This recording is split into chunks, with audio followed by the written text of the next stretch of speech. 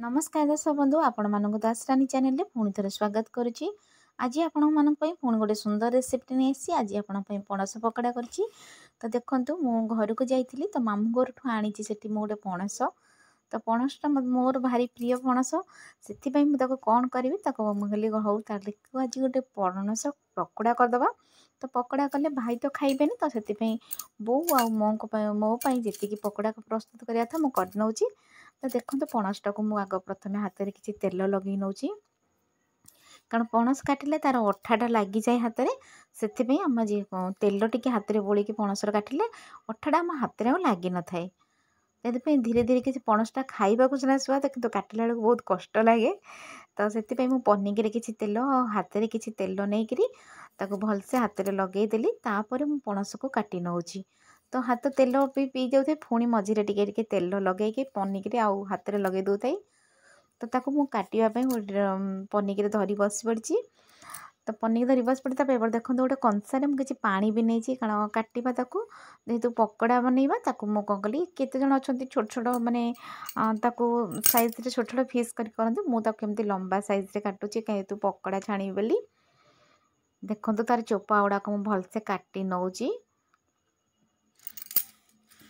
ताकू देखिए काटे पड़े पणस ना माने ता ऊपर चोपा टाण ना तो पनिकी हाथ भी कटि जापे देखी चाहिए आप काटे जिते करेंगे।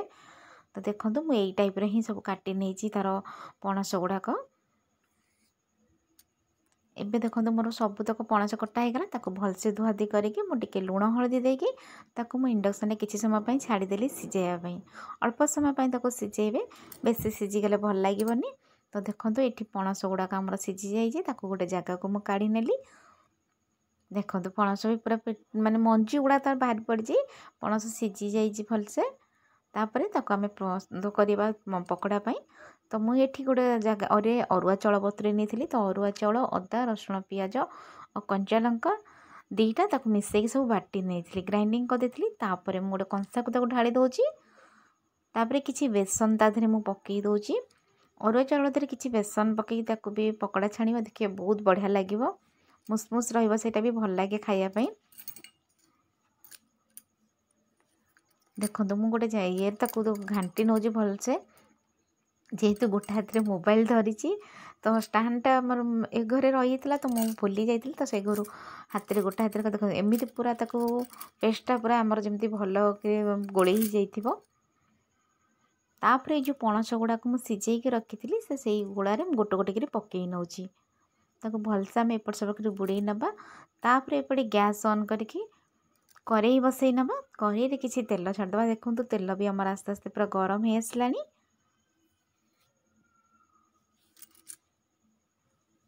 देखो तेल पूरा पूरा गरम हो जाए गोटे गोटे करी पकोड़ा टाइप छाणी नौची देखिकी पकेबे कारण तेल ताती थी हाथ में भी छिटका पड़ज तेणुक देखिए आपण मैंने जहाँ भी कर देखिए करेंगे।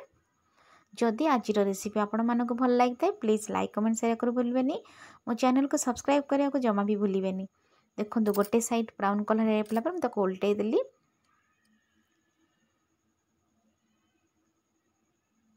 देखो केते सहजरे से उठी जाऊँगी सबुजाक पूरा मुसमुस हो भलसे मु उल्टे देती। देखो गोटे जगह प्रथम बारटा होगला काढ़ी नेली थाली की।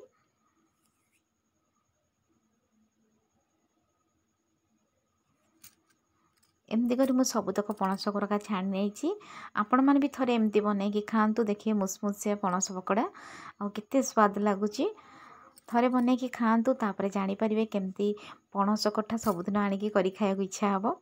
मत तो बहुत भल लगे आपण मैंने भी बनईकि थे खातु निश्चिंत आपण